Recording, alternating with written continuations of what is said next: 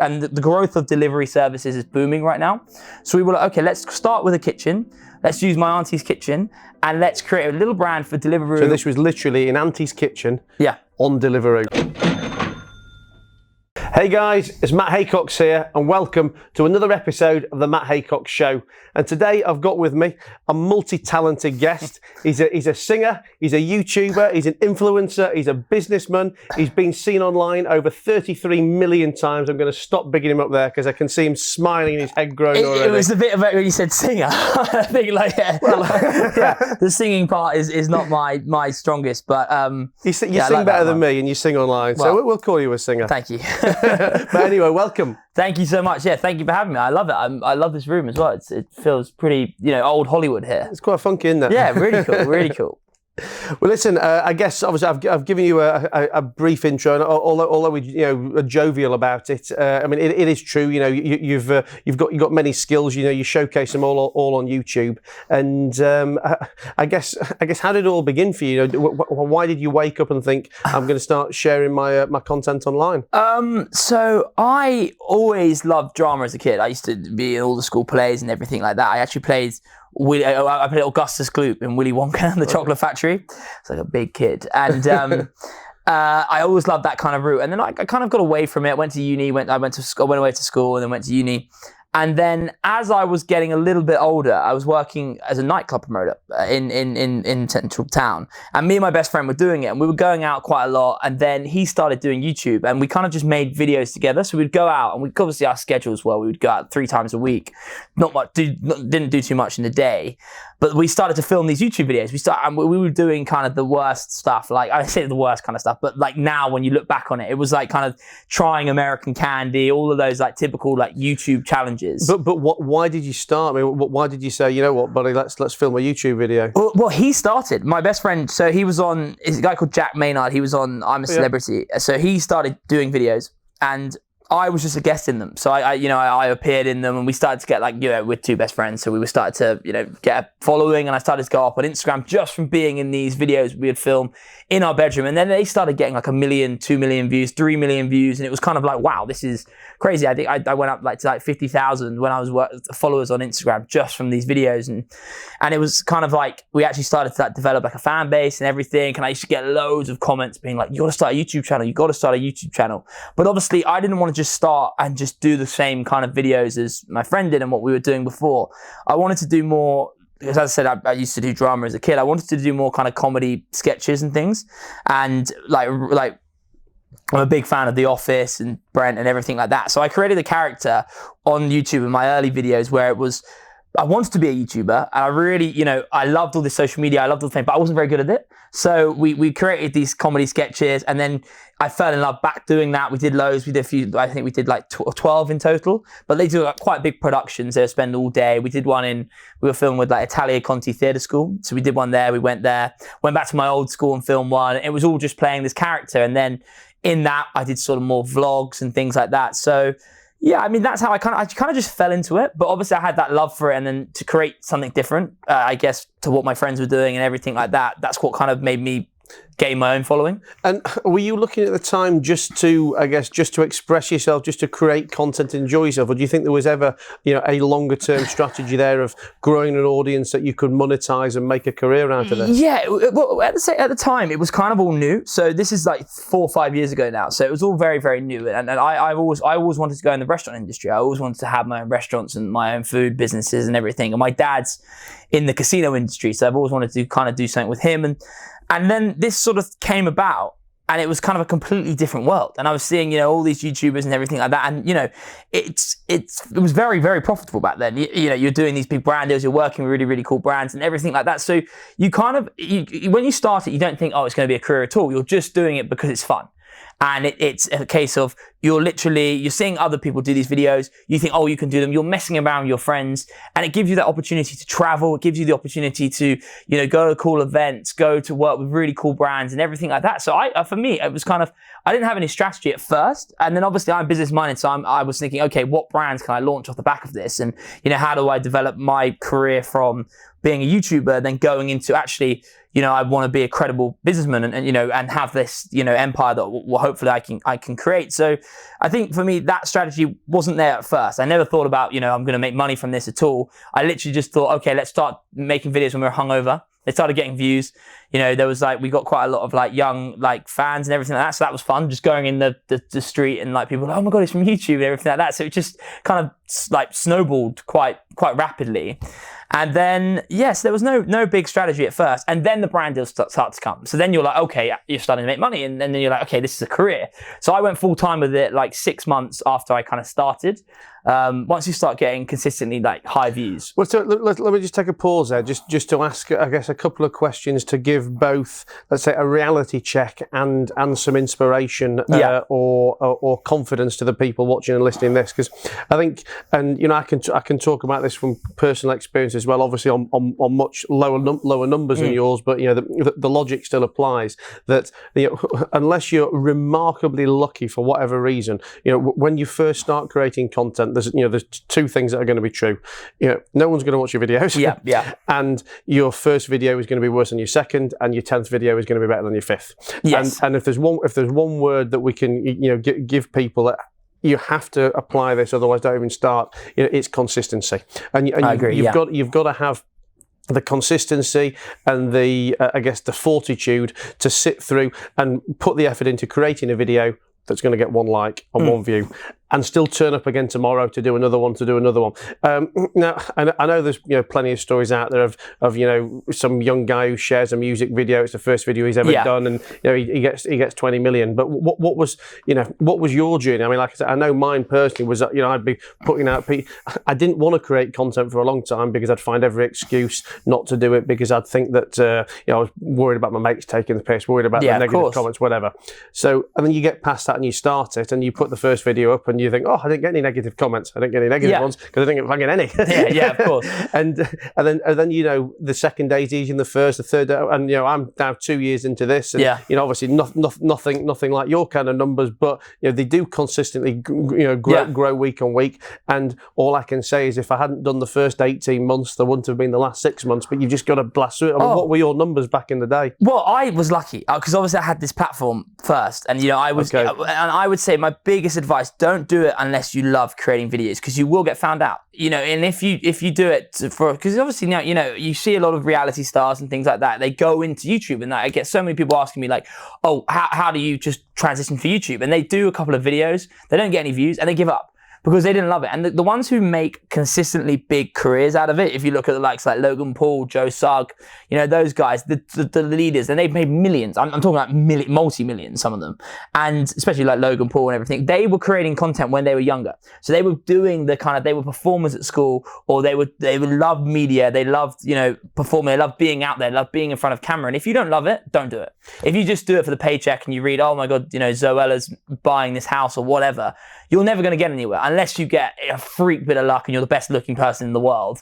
Then, you know, maybe you'll have a career with it. But all the early YouTubers and all the ones, they've been doing it for years. And I was very lucky because obviously all my friends did it. So we did it as a group, and you know, we'd be in each other's videos. Every day there'd be a video on YouTube which would feature one of us in. So you kind of like, you would always appear on YouTube, and it was that consistency. But you've just got to love what you do, and you've just got to love creating videos, and even if just talking. And I think if we take some business analogies and crossovers from this, I mean, it's very much like you say about creating the content for the love. And doing it whether or not you get paid, because if you don't love it, then you're not going to be doing it consistently enough and long enough. And most of the time when I talk to people, it's not giving advice. It's not obviously about people who want to be YouTubers, to be famous YouTubers, but it's people who do understand that they need to be on social in some way, shape or form, whether it's having a podcast, whether it's being on YouTube or creating content on Insta. And the question they always ask me is, what content should I be creating? And I always say, well, I can't answer that. I can't answer that for you. You know, you've got to, you know your business better than me, but most importantly, you've got to create content that you love and believe in. Because otherwise you're going to have nothing to talk about tomorrow and the day after. And even if you have got something to talk about, you're not going to want to be there. And I guess it's finding, I guess it's putting the content before the money and deciding what would I still be happy talking about in 2 years' time if I've not earned a penny from this. Yeah, no, of course. I totally agree. I totally agree. Because Yeah, you just know the sort of person that you would do well, you know, and they have to, it's a hard craft, especially now. When we did it 3 or 4 years ago, you know, there wasn't as many people doing it. Now everyone goes, oh, okay, I've got a business, or I've got a brand, or I've got, you know, I want to build my social stuff. How do I get this? How do I become a, you know, social media influencer? Because they know that these big influencers, they push more product than anyone, you know, like James Charles and people like that, who are the top influencers, and the Kardashians almost, you know, they push product through their social media and they get the huge numbers. But these guys are,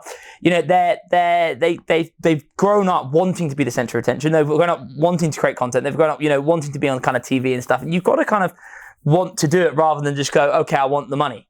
And I think what people miss as well, though, is, you know, they say, well, oh, I want to be an influencer. Listen, the influencers are influencers with or without YouTube, with or without, you know, as in you're an influencer as a person. As often, you know, people, I'll be, you know, some of my mates talk to me just about the industry, and they say, oh, you know, don't you think it's crazy that there was no such thing as an influencer before? Yeah. And, you know, it's something that's come over the last 2 or 3 years. I'm like, well, what are you talking about? You know, there's been influencers since the beginning of time. You know, whether that's when we were 18 years old 20 years ago, and the nightclub we went to was the one that our lead guy took us to, or the, you know, the guy that all the girls followed, or the, you know, the guy who bought the pair of jeans that you all wanted those same jeans. There's always been influencers. You know, social media and the internet has just given a way to scale and extrapolate and do it. So I guess, and it all just keeps going back to you've got to do something that you love, believing and passionate about, and are prepared to put the graft into. Yeah, of course. No, I totally agree. And it's like,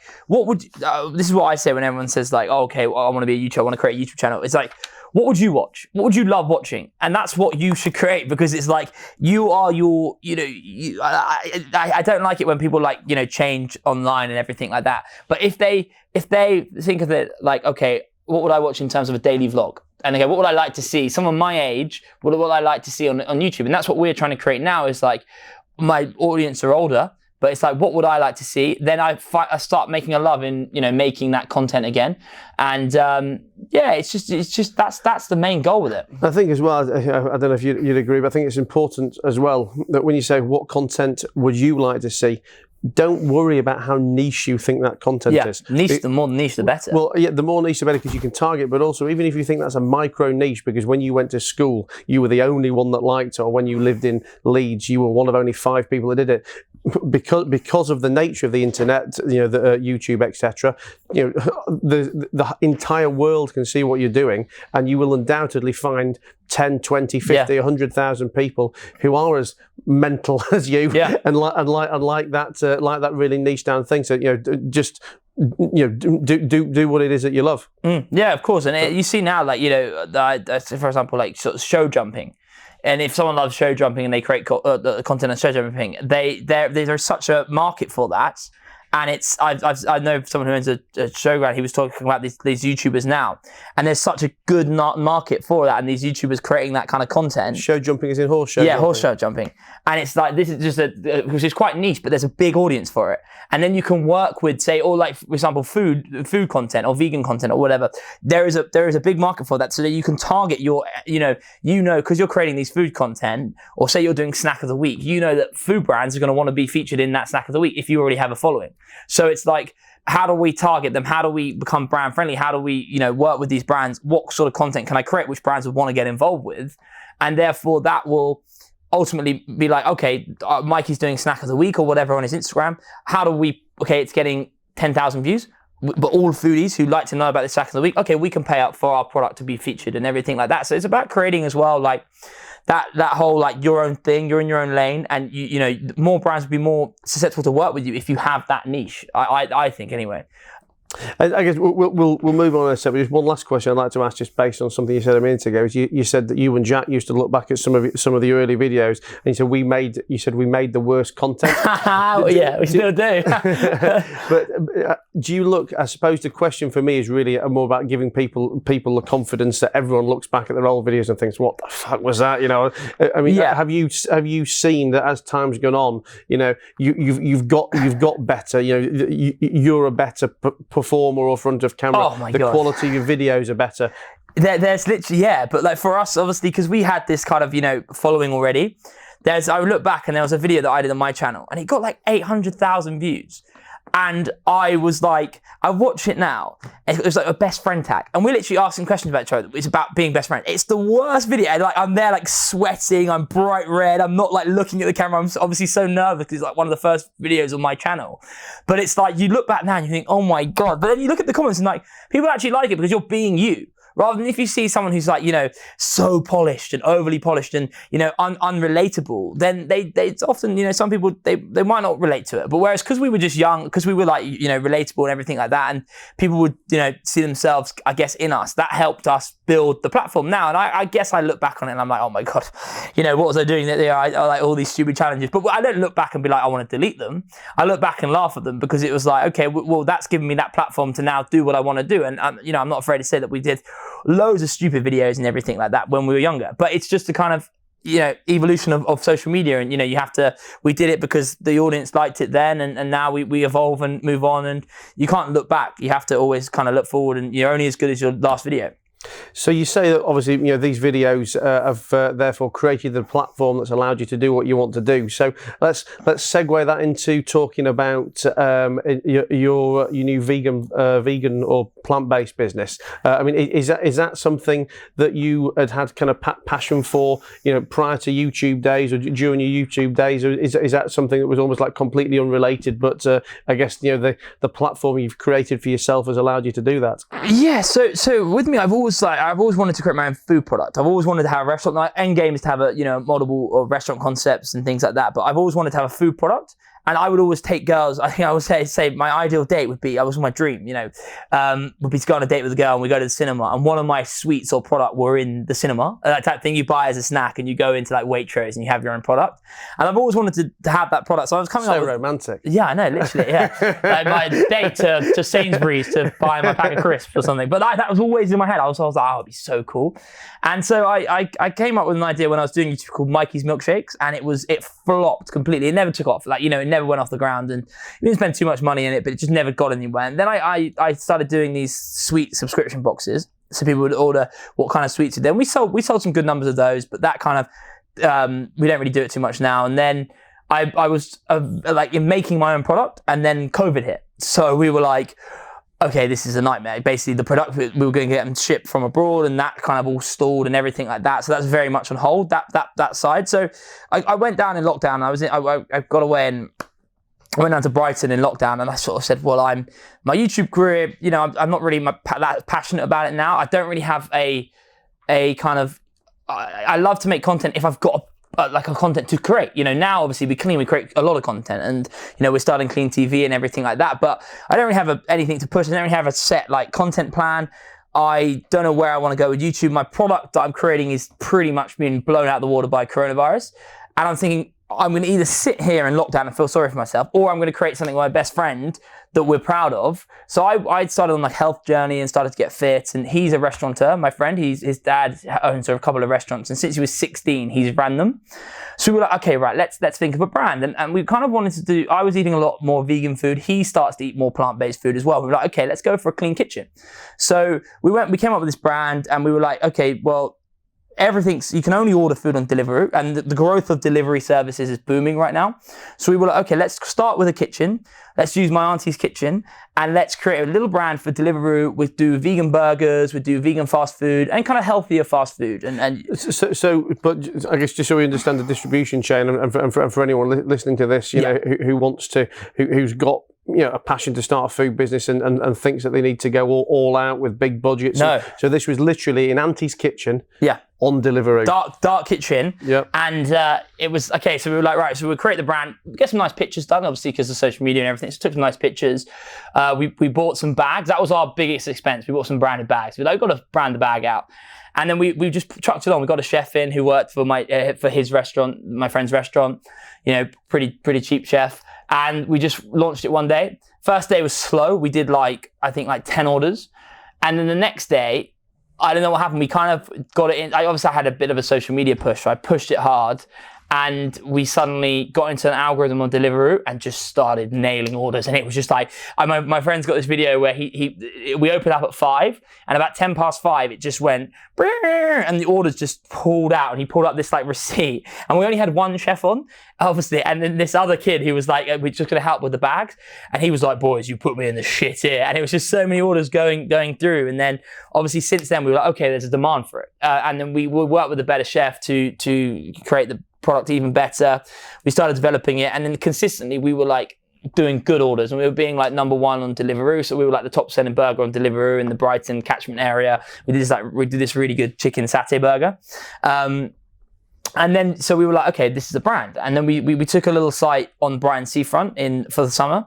And it's obviously Eat Out, helped. And then, so we launched that, and that started, queues and things like that. People were coming down, and some people traveling from like Kent to try our burgers and everything, which is great. And then we opened our second dark kitchen in Chelsea, which is a proper kitchen now. Do you still have Auntie's Kitchen in Brighton? No. We moved to a proper kitchen now. Do you supply out of the restaurant that you also have as the shop front, or do you have? So we have now. We're launching our shop front in Tunbridge Wells on Saturday. We have a dark kitchen a delivery only kitchen in Brighton, delivery only kitchen in Chelsea. Just taking a site of Box Park as well, which is Box Park. We're spending quite a lot of money to do it up. Really cool. Box Park Wembley. That'll be delivery and shop front. And Tunbridge is delivery and shop front as well. And then we're just looking at a site in Manchester as well to do another dark kitchen there, and Brixton. So it's all kind of go at the moment. Awesome. But basically we did it on the fact that, so Brighton started to do well. Okay, we were like, right, we made some good money in Brighton. Okay, let's open Chelsea. Chelsea starts to do well. Okay, we're opening another one. And we've kind of just done it like that. And have you been able to grow these organically? Have you brought investors in? Have you funded it from your previous career? I put a little bit of money in from my YouTube to start it all off. And obviously we put a little bit more money into open Box Parks. We're spending 10 grand on the unit. So the unit will look really nice with all these lights and light boxes and everything to stand out. But yeah, we kind of did it more organically, so that we hit sales, hit to a certain amount. Eat Out helped a lot, because obviously we managed to get some good money from that.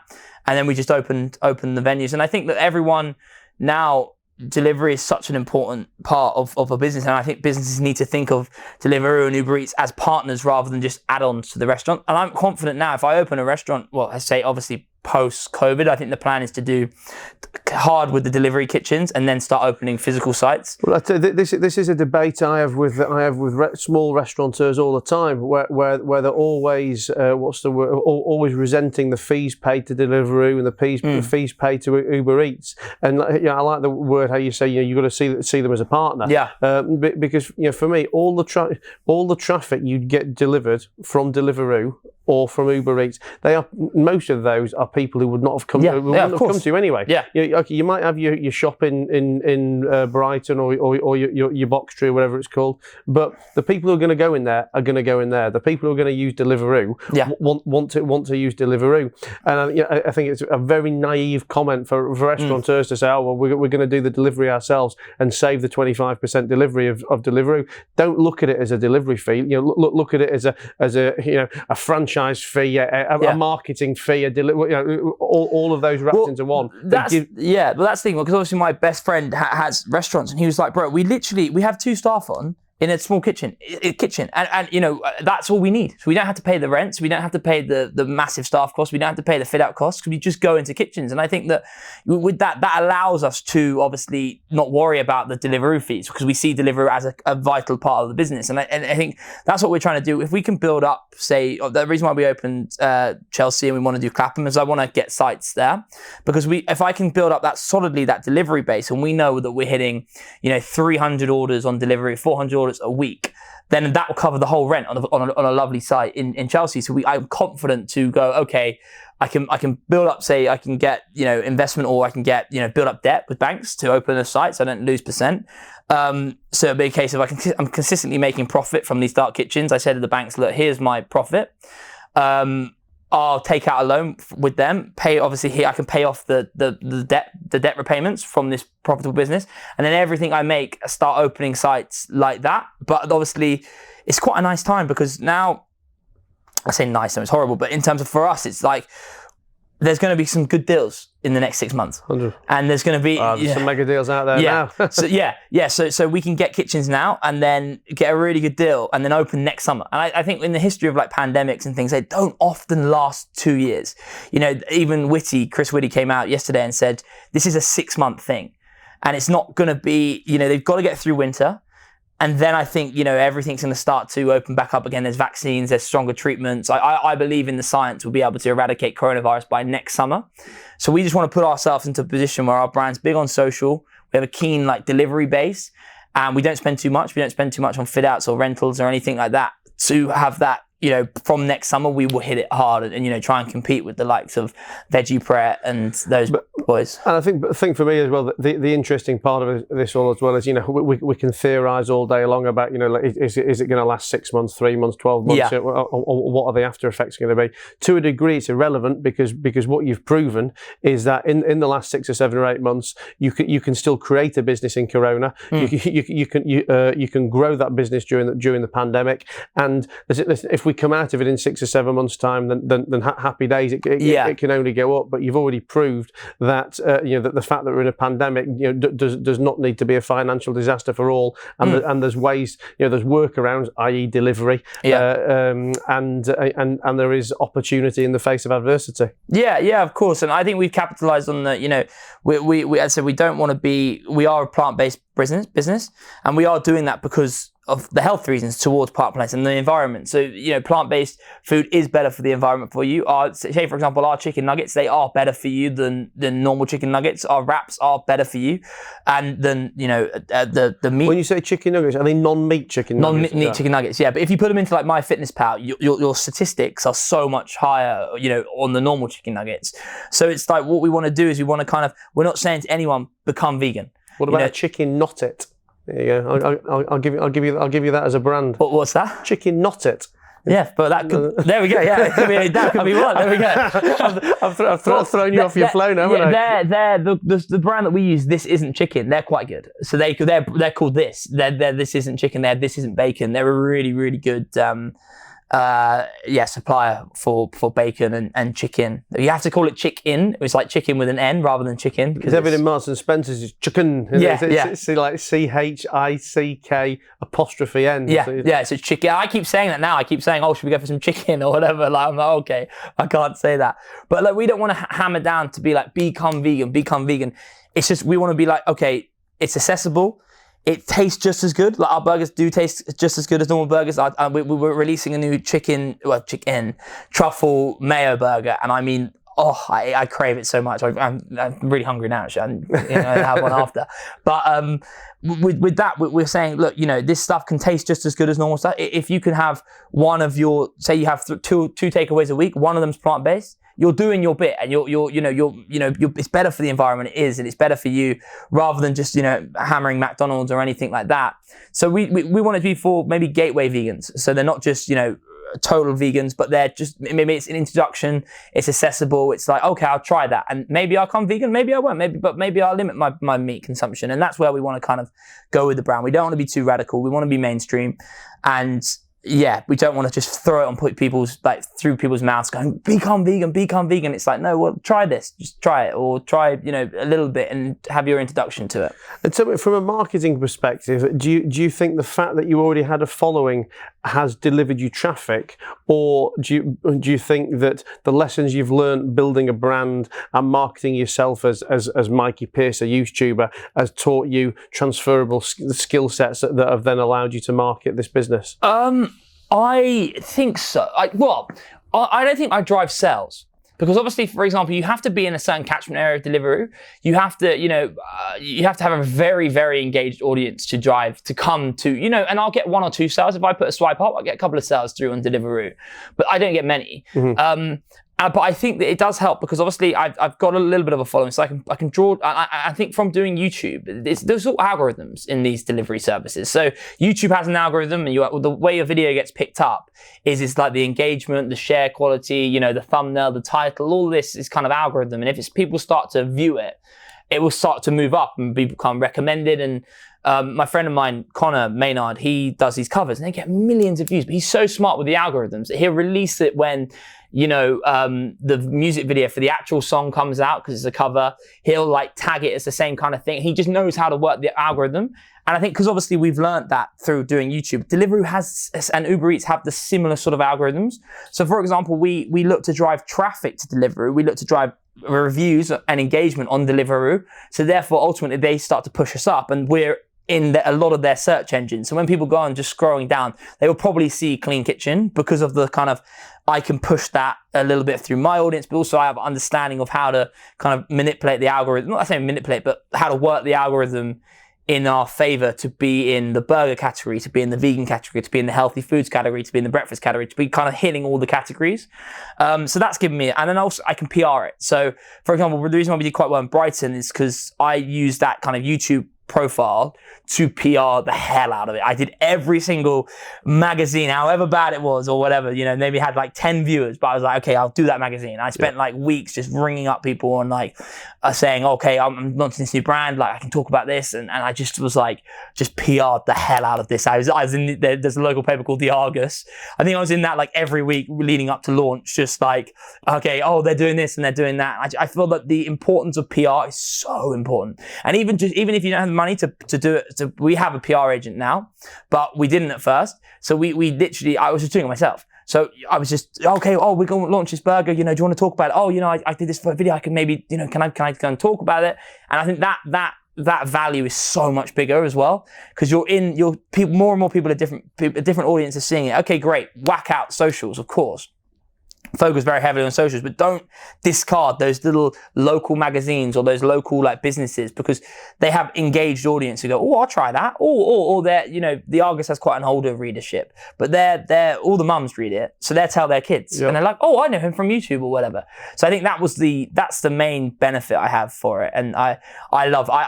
If you look at like the American businessmen as well, I watch like a lot of, you know, American businessmen and stuff, and they all love PR, and like, whoever they're with and everything like that, they're just PRing it, PRing their business. As I said, I'm not wearing it today, but whenever I'm usually in the gym, I wear like a Clean Kitchen like t-shirt and everything like that, or wherever I'm with anyone, all I talk about is Clean Kitchen, because I know, because it might lead to something, or if I'm with, you know, YouTubers or influencers or anything, I just drum, oh, you know, have you tried this clean? Have you tried this? And like, oh, go on and post this or whatever. And it's just, it has to kind of take over your life, I guess. But if you've got that passion for it, then all you want to talk about it is your business. And it might drive some people mad, but it's like, I just think it's so important to have that PR edge or arm to it. But yeah, it's good you mentioned passion as well, because I was going to say, for me, the thing that's really shone through in this chat is your absolute passion for everything we've talked about. You know, for the content that you've created. You know, for the YouTube, I guess, you know, for the people you do it with, and then ultimately for the vegan kitchen.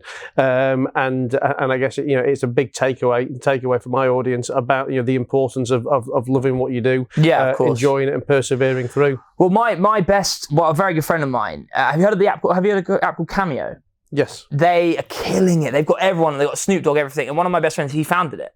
And it was, so he came to us when we were doing YouTube, and we were hitting views back in the day, me and all the boys, like we were hitting like, you know, good views. He pitched to us this idea, and he was like, look, I've got this idea basically where people buy video messages from you and everything like that. And you can go on the app, and none of us liked it. We were saying, hey, it won't work in the UK. No, it won't work in the UK. I don't think it's going to work. And he offered some of our friends to invest in it and everything like that.